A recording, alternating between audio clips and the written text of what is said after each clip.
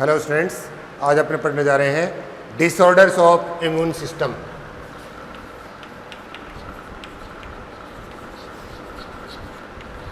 Of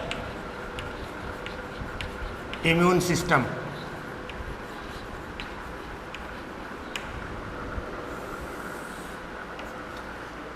इसमें सबसे पहले अपन देखते हैं allergy.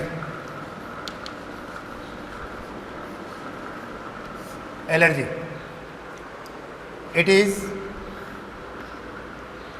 a disorder in which, or we can say that, hypersensitivity of against any factor.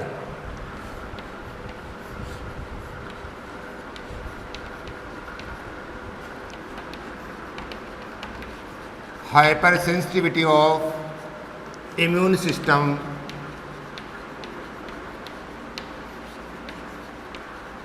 against any factor। किसी भी फैक्टर के लिए हमारे इम्यून सिस्टम का हाइपर एक्टिव होना, हाइपर सेंसिटिव होना, वो क्या है? एलर्जी है। The factors which are responsible for an allergy are called allergens.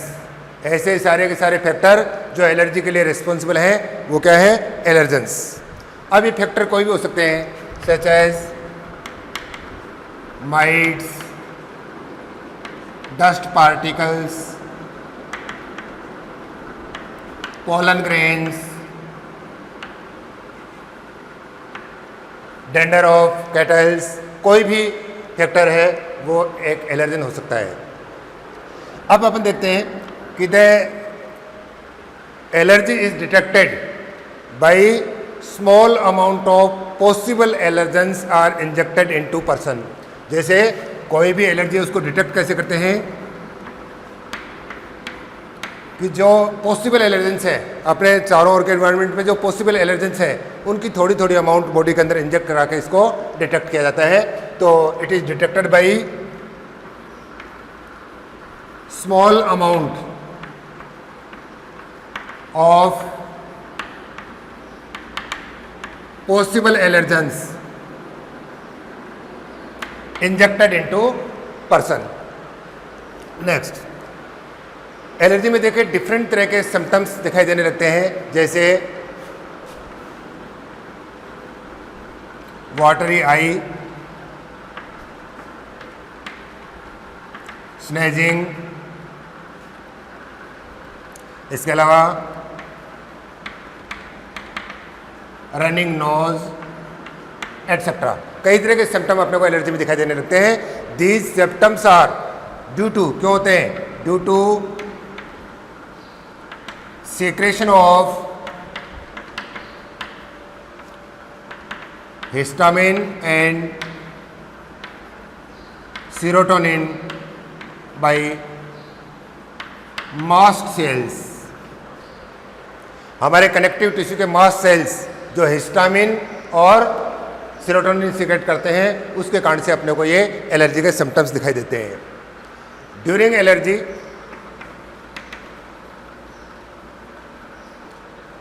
The number of immunoglobulin E R rapidly increased.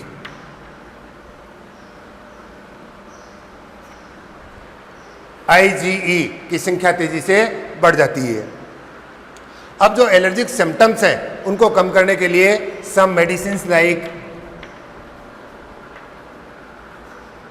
Adrenaline,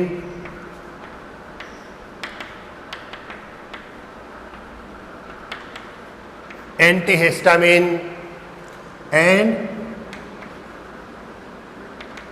and steroids, ये एलर्जी के जो सिम्टम्स हैं उनको कम करते हैं। Adrenaline, antihistamine and serotonin and steroids. देखिए रिसेंट टाइम में मॉडर्न लाइफस्टाइल भी एलर्जी का एक कारण है, जिससे हमारा इम्यून सिस्टम वीक हुआ है और डिफरेंट फैक्टर्स के लिए इनकी सेंसिटिविटी बढ़ी है। इसी तरह से अपन देखते हैं कि highly protective environment in the early life of childrens, बच्चों के प्रारंभिक जीवन के अंदर जो इनको हाईली प्रोटेक्टिव इन्वायरमेंट प्रोवाइड करते हैं वो भी एलर्जी का एक कारण हो सकता है। तो देखें एलर्जी के जो फैक्टर हैं, एलर्जेंस कोई भी हो सकता है, कोई मेडिसिन हो सकती है, कोई क्लॉथ हो सकता है, डस्ट पार्टिकल हो सकते हैं, माइट्स हो सकते हैं, पशुओं का जो डेंडर है वो हो सकता है, कोई भी पॉलन ग्रैंड हो सकते हैं। और इसमें अपने को डिटेक्ट करने के लिए क्या किया जाता है कि इनकी थोड़ी थोड़ी अमाउंट को बॉडी के अंदर इंजेक्ट करा करके और एलर्जी को जो एलर्जेंस है उनको डिटेक्ट किया जाता है। इसके अलावा इसमें कई तरह के सिम्टम हो सकते हैं, जैसे वाटरी आई, रनिंग नोज, इसके अलावा जो स्नेजिंग है, कई तरह के सिम्टम हो सकते हैं जो क्यों होते हैं कि मास्ट सेल्स के द्वारा सीक्रेट किए जाने वाले हिस्टामिन और सेरोटोनिन के कारण होते हैं। और इस ड्यूरेशन में जो इम्यूनोग्लोबुलिन ई हैं उनकी संख्या भी तेजी से बढ़ जाती है और इनके सिम्टम्स को कम करने के लिए एड्रेनलिन, एंटीहिस्टामिन एंड स्टेरॉइड्स की जो डोज हैं वो एलर्जी के सिम्टम्स को कम कर सकते हैं। तो ये है एलर्जी। नेक्स्ट अपन देखते हैं ऑटो इम्यून डिसऑर्डर्स।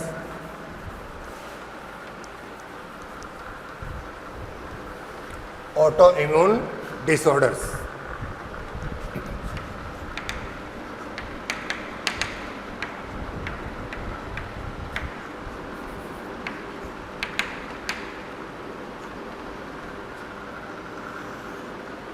देखिए हमारा इम्यून सिस्टम सेल्फ और फॉरेन को डिफ्रेंशिएट करने में कैपेबल होता है। इसी कारण से जब फॉरेन पार्टिकल्स और पैथोजन बॉडी में एंटर होते हैं तो उनको रिकॉग्नाइज करके ये क्या कर देता है, डिस्ट्रॉय कर देता है। बट समटाइम क्या होता है कि हमारे जो इम्यून सिस्टम है ये इम्यून सिस्टम सेल्फ और फॉरेन को डिफ्रेंशिएट करने में इनकेपेबल हो जाता है। ऐसी कंडीशन में ये हमारी बॉडी के सेल्स पे अटैक कर देता है, उनको डिस्ट्रॉय कर देता है। तो इस तरह से होने वाले जो डिजीज़ या डिसऑर्डर्स हैं उनको आप बोलते हैं ऑटो इम्यून डिजीज़ और ऑटो इम्यून डिसऑर्डर्स। जैसे अपन फर्स्ट नंबर पर देखते हैं myasthenia gravis. Myasthenia gravis it is an auto immune disorder. देखें क्या होगा कि हमारी जो मसल्स हैं, या पहले अपन बात करें हार्मोन्स की। हार्मोन्स के बारे में अपन जानते हैं कि hormones produce their effects when they are binds with hormone receptors and hormone receptors are may be present on cell membrane और इनसाइड द सेल। यानी हार्मोन अपना प्रभाव तभी दिखा पाएंगे जब ये रिसेप्टर से बाइंड होते हैं। रिसेप्टर कहाँ हो सकते हैं, या तो सेल मेम्ब्रेन पर या तो फिर सेल के अंदर साइटोप्लाज्म में हो सकते हैं। तो देखिए जैसे हमारी मसल्स हैं, अब मसल्स को कांटेक्ट होने के लिए जो सिग्नल है वो कौन देता है, ये देते हैं मोटर न्यूरॉन्स। मोटर न्यूरॉन्स, तो यहाँ पर मोटर न्यूरॉन्स के एक्सॉन टर्मिनल्स और मसल के फाइबर की सार्कोलेमा ये मिलकर के यहाँ पर एक जंक्शन बनाते हैं जिसको बोलते हैं न्यूरो मस्कुलर जंक्शन, या इसको बोलते हैं मोटर एंड प्लेट। तो जब भी अपने सीएनएस के द्वारा किसके थ्रू, मोटर न्यूरॉन्स के थ्रू जब सिग्नल्स दिए जाते हैं मसल्स को कॉन्ट्रैक्शन के लिए, तो यहाँ पर नर्व एंडिंग है वो सीक्रेट करता है एसिटाइल कोलिन, जिसको अपन बोल सकते हैं ACH एसिटाइल कोलिन, एक न्यूरो हार्मोन है। और एसिटाइल कोलिन न्यूरो हार्मोन जब यहाँ पर पाए जाने वाले रिसेप्टर्स के साथ बाइंड होता है तो एसिटाइल कोलिन अपना इफेक्ट प्रोड्यूस करता है, अपना प्रभाव दिखाता है, यानी इस सार्कोलेमा को क्या कर देता है, डिपोलराइज कर देता है। यानी जब तक ये न्यूरोट्रांसमीटर या कोई भी हार्मोन जब तक किसी रिसेप्टर से बाइंड नहीं होगा तो ये अपना इफेक्ट प्रोड्यूस नहीं कर पाएगा। तो कई बार क्या होता है, हमारा जो इम्यून सिस्टम है वो immune system in acetyl choline receptors को डिस्ट्रॉय कर देता है। तो एसिटाइल कोलिन रिसेप्टर के डिस्ट्रॉय होने के कारण से यहाँ पर न्यूरोट्रांसमीटर एसिटाइल कोलिन सीक्रेट तो होगा, लेकिन ये न्यूरो मस्कुलर जंक्शन है वो क्या हो जाएगा, इनएक्टिव हो जाएगा। और इसके इनएक्टिव होने के कारण से क्या होगा, मसल में कॉन्ट्रैक्शन नहीं होगा। It is called myasthenia gravis. It is a type of paralysis, एक तरह का क्या है, पैरालिसिस है। दूसरी डिजीज अपन देखते हैं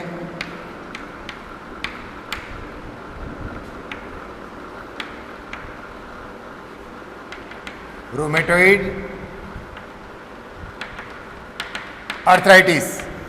rheumatoid arthritis it is a disease of joints. देखो जैसे हमारी ये बोन है और यहाँ पर ये साइनोवियल जॉइंट है,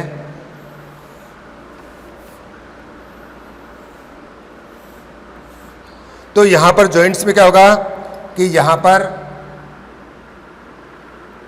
ये मेम्ब्रेन होगी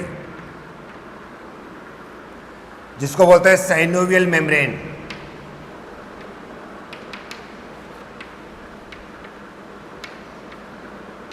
इसको बोलते हैं साइनोवियल मेम्ब्रेन।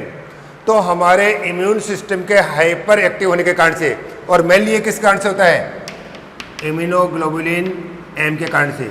तो हमारे इम्यून सिस्टम के हाइपर एक्टिव होने के कारण से इस साइनोवियल मेम्ब्रेन में स्वेलिंग आ जाती है, और स्वेलिंग आने के कारण से यहाँ पर जो साइनोवियल फ्लूइड है, इस साइनोवियल फ्लूइड का सीक्रेशन बढ़ जाता है। सीक्रेशन बढ़ जाने के कारण से इसका प्रेशर बढ़ जाता है, और जो जॉइंट्स के जो मूवमेंट्स हैं वो कैसे हो जाते हैं, पेनफुल हो जाते हैं, जिसको बोलते हैं रूमेटॉइड अर्थराइटिस।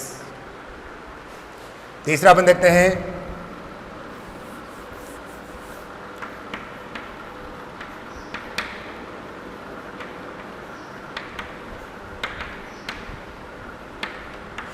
Hashimoto disease.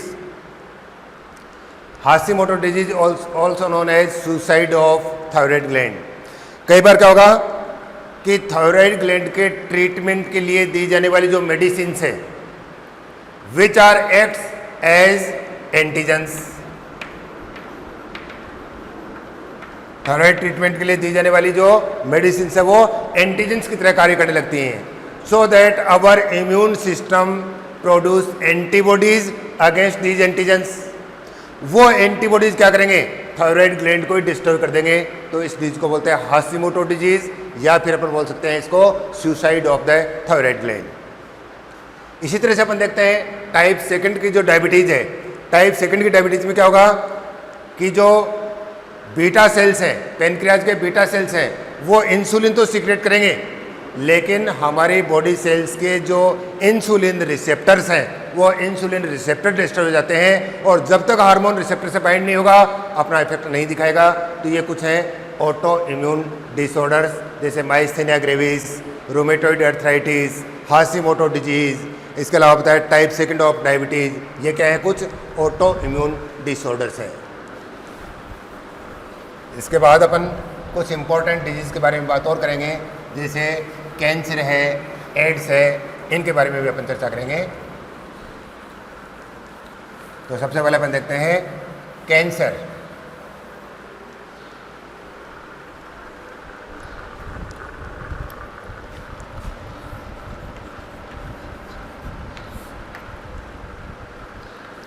देखो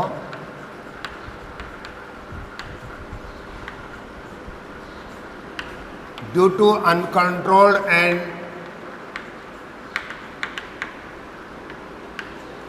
undifferentiation of cells, there are tumor is formed। यानी सेल्स के अनकंट्रोल्ड और अनडिफरेंशिएशन के कारण से बॉडी में ट्यूमर बन जाती है, और ट्यूमर का बनना ही क्या होता है, कैंसर है। अब यहां पर अपन देखते हैं कि cancer cells are different from the normal cell. Cancer cell normal cell से किस प्रकार डिफरेंट है? सबसे पहली बात तो है दे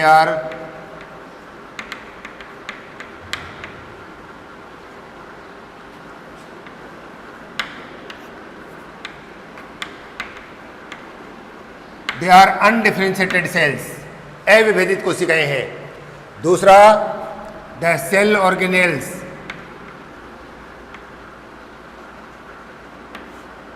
आर अनडेवलप्ड।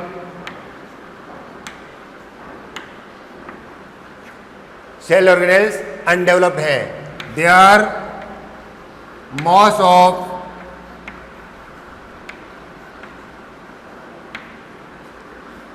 साइटोप्लाज्म और दे आर नियोप्लास्टिक सेल्स। और एक इंपॉर्टेंट फीचर और है, कौन सा? They lost their property of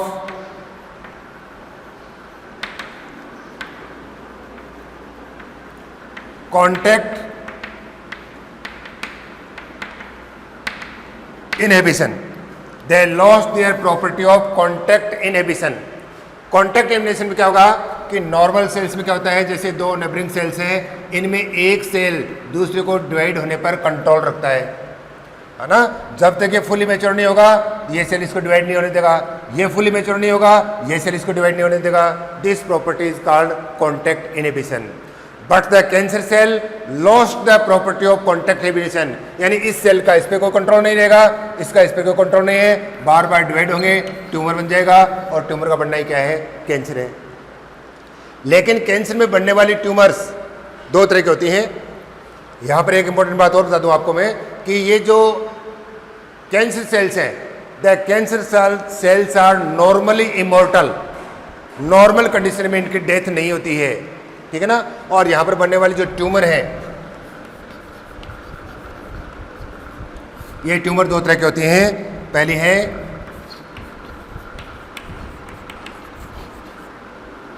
benign tumour. Benign tumour they are locally situated. Locally situated का मतलब जहां पे बनती है वहीं पे रहती हैं।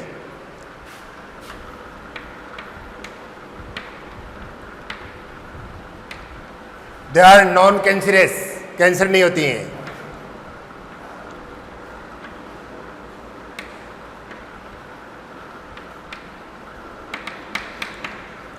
नॉन मेटास्टेटिक, यानी ये सेकेंडरी ट्यूमर नहीं बनाती हैं।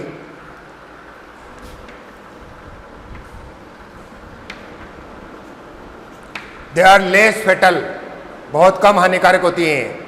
एंड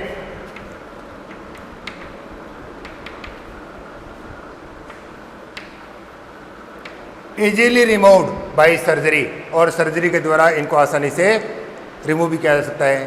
तो क्या होता है, ये जहाँ पे भी बनती हैं वहाँ पर एक सर्टेन और एक फिक्स्ड साइज लेने के बाद में इनका डिवीजन रुक जाता है, इनकी ग्रोथ रुक जाती है और वहीं पे रहती है। ये कोई सेकेंडरी ट्यूमर नहीं बनाती है, नॉन मेटास्टेटिक होती है और कैंसर की ट्यूमर नहीं होती है, बहुत कम हानिकारक होती हैं और इनको इजीली रिमूव भी किया जा सकता है। लेकिन दूसरी जो ट्यूमर है वो है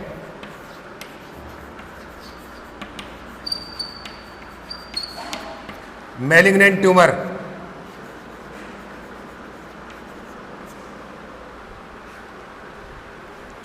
दो मैलिग्नेंट ट्यूमर हैं, दे आर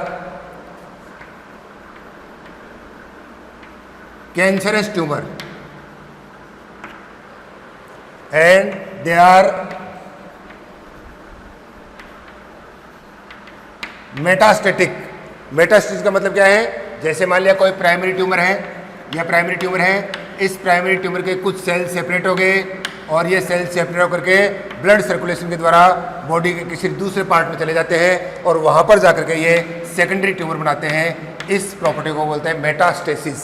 तो they are metastatic tumour and they are fatal, बहुत अधिक हानिकारक भी होती हैं। They are a group of neoplastic cells. तो दो तरह की ट्यूमर होगी, बेनाइन ट्यूमर और दूसरी होगी मैलिग्नेंट ट्यूमर। अब अपन देखते हैं कॉजेज ऑफ कैंसर। कैंसर के कारण क्या हो सकते हैं, तो देखते हैं कॉजेज ऑफ कैंसर। देखिए हमारी बॉडी सेल्स में एक जीन है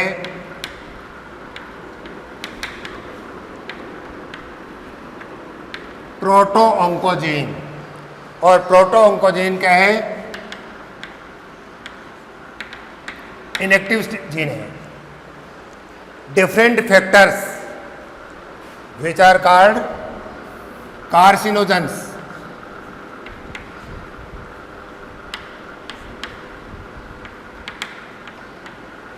the factors which are responsible for cancer are called carcinogens. तो डिफरेंट फैक्टर जो हो सकते हैं फिजिकल हो सकते हैं, जैसे गामा रेज, अल्फा रेज, है ना, रेडिएशंस, या केमिकल फैक्टर हो सकते हैं, जैसे कोई केमिकल हो सकता है, निकोटीन हो सकता है ना, तो केमिकल फैक्टर्स, या फिर बायोलॉजिकल फैक्टर। इन फैक्टर्स के कारण से, जो कि क्या है, कार्सिनोजेंस है, इनके कारण से जो प्रोटो ऑन्कोजीन है,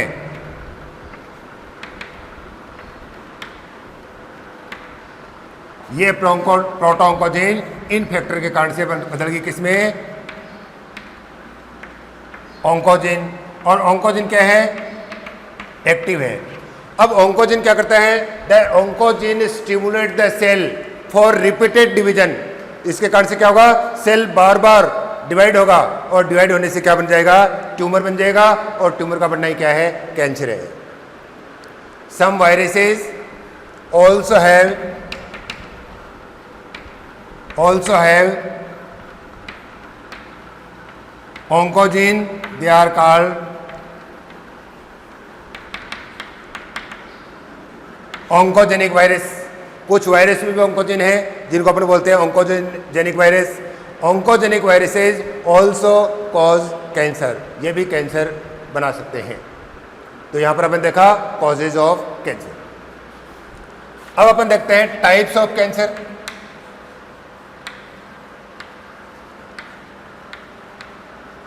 टाइप्स ऑफ कैंसर, तो अपन टाइप्स ऑफ कैंसर की बात करें तो mainly the cancer is of 3 types.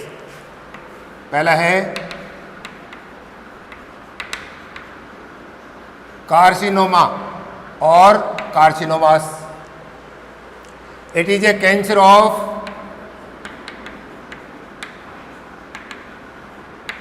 Epithelial tissue. Carcinomas cancer of epithelial tissue, और एपिथेलियल टिश्यू बॉडी के एवरी पार्ट में प्रेजेंट है। जैसे अपन बोल सकते हैं स्किन कैंसर, लिवर कैंसर, यहां पर बोल सकते हैं गैस्ट्रिक कैंसर, या breast cancer, prostatic cancer, cervical cancer, कोई भी बॉडी पार्ट हो सकता है। तो सर्वाधिक रूप से पाया जाने वाला कैंसर है सार्कोमास। अगर ऑल और वर्ल्ड को अपन देखें तो देखें वर्ल्ड में जो मेल है, मेल में तो मेनली कौन सा, प्रोस्टेटिक कैंसर, और फीमेल्स में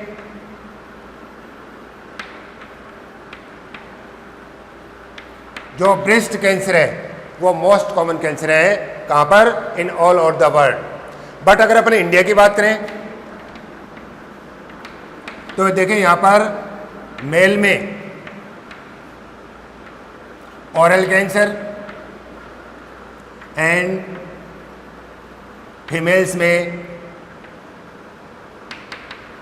जो सर्वाइकल कैंसर है, they are the most common cancer in India.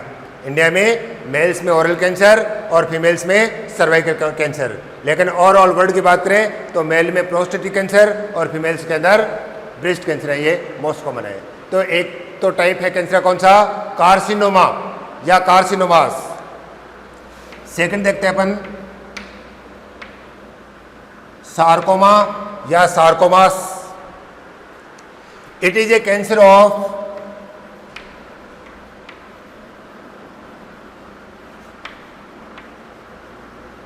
मेजोड्रमल tissue. ये क्या है, मेजोड्रमल टिश्यू का कैंसर है। Such as cancer of bones and muscles.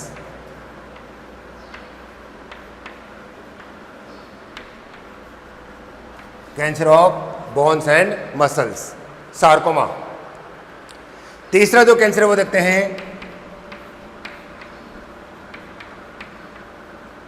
Leukaemia.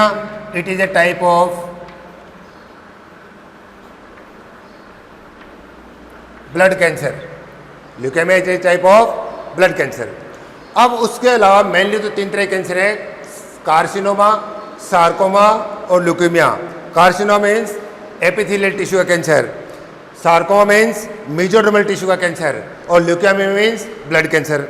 लेकिन उसके बाद में डिफरेंट टाइप के डिफरेंट नाम दे दिए गए, जैसे melanoma, cancer of melanocytes of skin is called melanoma, adenoma, cancer of different glands,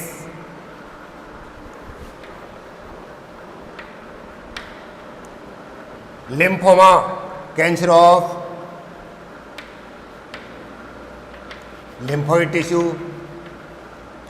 तो इस तरह से डिफरेंट नाम दे दिए गए, लेकिन मेनली क्या है, कार्सिनोमा, सार्कोमा और ल्यूकीमिया। वैसे आपको बताया melanoma, cancer of melanocyte of skin, adenoma, cancer of different glands, lymphoma, cancer of lymphoid tissue. तो ये क्या है, टाइप्स ऑफ कैंसर। पहले देखा अपन ने कॉजेज ऑफ कैंसर, उसके बाद अपन देखा टाइप्स ऑफ कैंसर। अब देखते हैं अपन डिटेक्शन ऑफ कैंसर। देखिए, for complete treatment early detection of cancer is essential, कि कैंसर के को कंप्लीटली ट्रीट करने के लिए इसका जो अर्ली डिटेक्शन है वो ज़रूरी होता है, जिससे कि इसका कंप्लीट ट्रीटमेंट किया जा सके। और कैंसर को डिटेक्ट करने के लिए कई टेक्निक्स हैं। Number of techniques are used for detect the different types of cancer, such as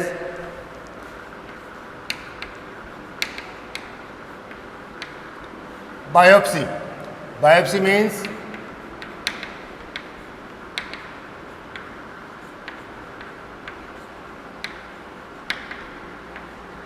histopathological study of suspected tissue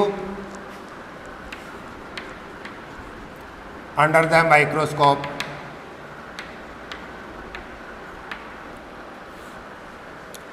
जो भी पॉसिबल, जहाँ पर पॉसिबिलिटी लग रही है, उस टिश्यू को सेपरेट करके उनकी एक महीन स्लाइड बना करके और उसका पैथोलॉजिकल जो स्टडी है उसको अपन बोलते हैं biopsy test.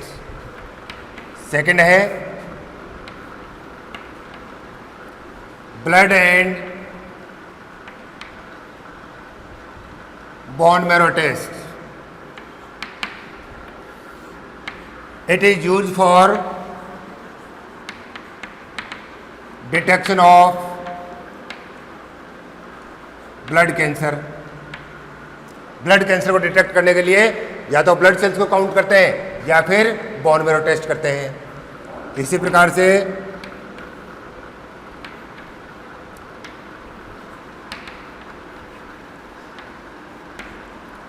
Radiography for obtain the image of internal organ, image of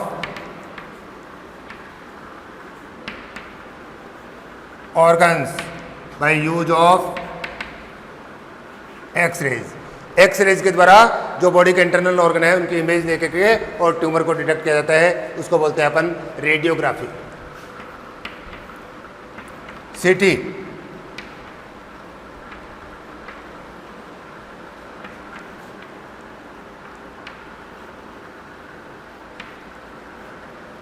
computed tomography for obtain 3-dimensional image, 3D image of internal organs by use of X-rays. इसमें एक्स-रेज का उपयोग करते हुए बॉडी के जो इंटरनल ऑर्गन्स हैं उनकी 3D image ली जाती है, उसको बोलते हैं कंप्यूटेड टोमोग्राफी या सीटी।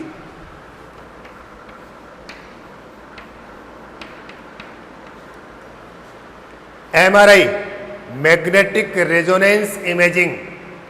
Magnetic resonance imaging it is used for obtain the 3D image and for detection of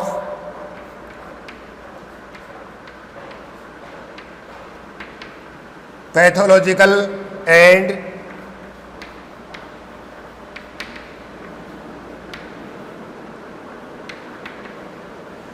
physiological changes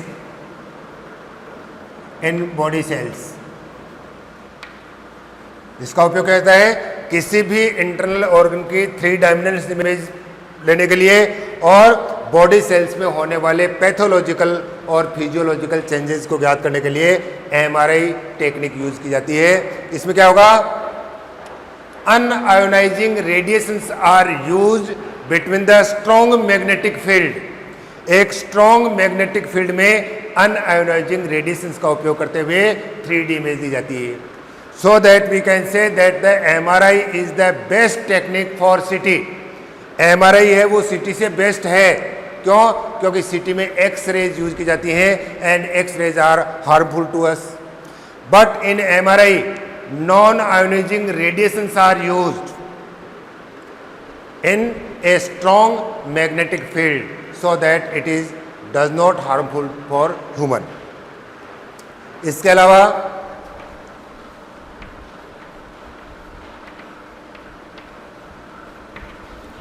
the antibodies are also used against specific antigens produced by cancer।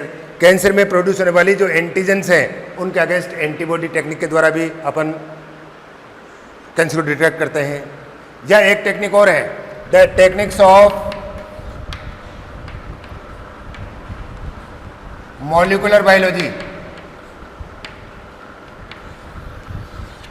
जो person cancer के लिए susceptible है या जिनमें हेरिडिटिकल cancer चलता रहा है उसमें कैंसर जीन को आइडेंटिफाई करने के लिए और मॉलिक्यूलर बायोलॉजी टेक्निक है उनको भी काम में लिया जाता है ताकि उस जीन को इफेक्ट करने वाले जो कार्सिनोजेंस हैं उस कार्सिनोजेंस के बारे में अपने को प्री जानकारी मिल सके। तो मॉलिक्यूलर बायोलॉजिकल टेक्निक है वो भी कैंसर को डिटेक्ट करने के लिए काम में ली जाती है। इसका मतलब डिफरेंट टाइप के कैंसर को डिटेक्ट करने के लिए डिफरेंट टेक्निक्स यूज़ की जाती हैं, जैसे बायोप्सी टेस्ट है, बोन मैरो या ब्लड टेस्ट है, रेडियोग्राफी है, सीटी यानी कंप्यूटेड टोमोग्राफी है, एमआरआई है ना, एंटीबॉडी टेक्निक है या फिर मॉलिक्यूलर बायोलॉजी है। यहाँ पर बोर्ड के हिसाब से भी देखें तो प्रश्न यहाँ पर क्वेश्चन का बनता है कि MRI technique is the best then the CT. वही ऐसा क्यों है? क्यों? क्योंकि MRI technique unionizing radiations are used in the strong magnetic field and unionizing radiations are harmless for human. But in CT x rays are used which are harmful to us. So then the MRI is better than the computed tomography। तो ये है detection technique of cancer. लेकिन इसका early detection जरूरी है। Early अगर अपन detect कर लेते हैं तो कैंसर कंप्लीटली क्यूरेबल है। Treatment of cancer,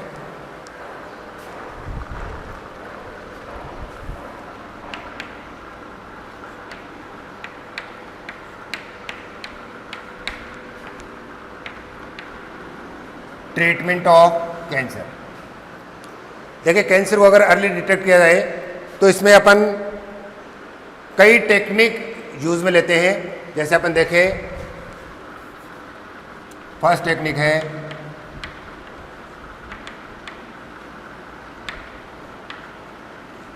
radiography for destroy the tumour cells. Tumour cell को डिस्ट्रॉय करने के लिए different types of radiations are used.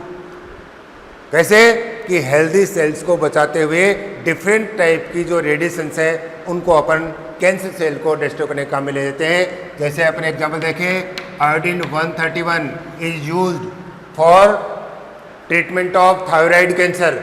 Thyroid cancer के लिए अपन आयोडीन 131 काम में लेते हैं। तो डिफरेंट टाइप की जो रेडिएशंस हैं उनके द्वारा बॉडी के हेल्दी सेल्स को प्रोटेक्ट करते हुए अपन डिस्ट्रॉय करते हैं, वो टेक्निक है, उसको अपन बोलते हैं radiography.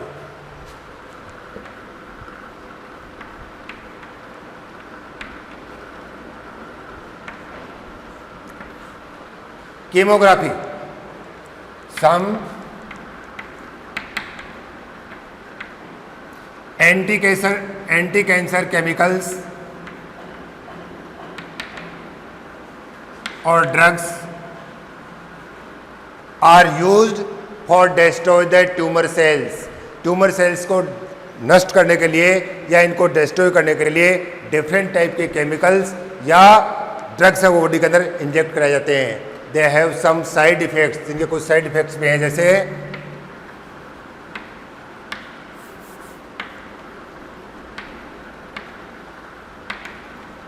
Loss of hairs, anaemia etcetera, ये इनके कुछ साइड इफेक्ट भी हैं। तीसरी अपन टेक्निक देखें, सर्जरी। सर्जरी में क्या होगा?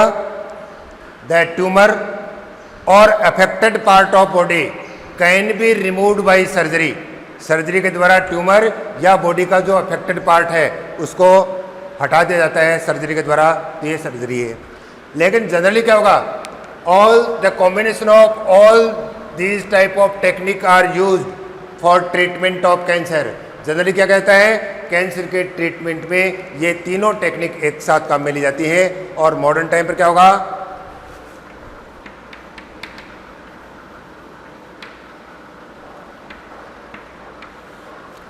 Alpha interferons are also used for treatment of cancer. Cancer treatment के अंदर अल्फा इंटरफेरॉन्स है, उनको भी काम में लिया जाता है। तो यह है ट्रीटमेंट ऑफ कैंसर।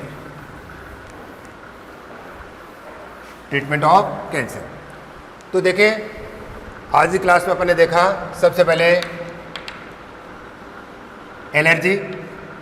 एलर्जी के बाद में अपन देखा कि auto immune disorders,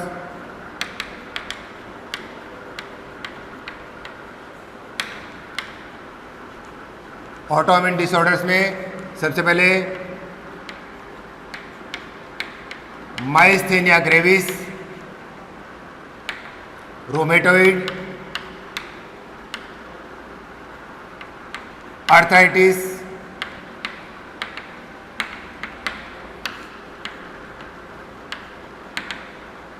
Hashimoto disease, इसके बाद में cancer. Definition, causes, types, detection and treatment. ये सारा अपन ने आज की क्लास में देखा। और नेक्स्ट क्लास में अपन पढ़ने जाएंगे एक इम्पॉर्टेंट डिजीज है एड्स, जिसका रीजन क्या है? HIV। ठीक है, तो नेक्स्ट क्लास के अंदर